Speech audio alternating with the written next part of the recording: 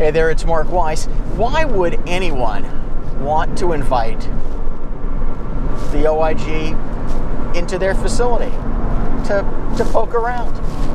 Well, believe me, this isn't my idea, but I read a short interview with someone in a national healthcare publication who was talking about the need for all surgery centers to adopt electronic health records. Great idea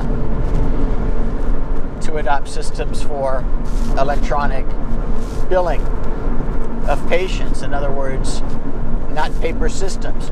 Great idea.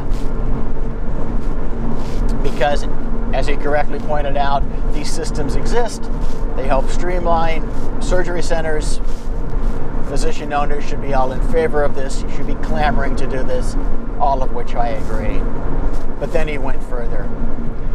He said that eventually the federal government, that is Medicare, should be able to tap into the programs to help reduce the burden of compliance. What?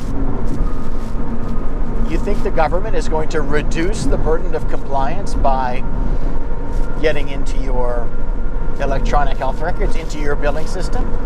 Well, do you think the IRS would reduce the burden of compliance if they got into your accounting system?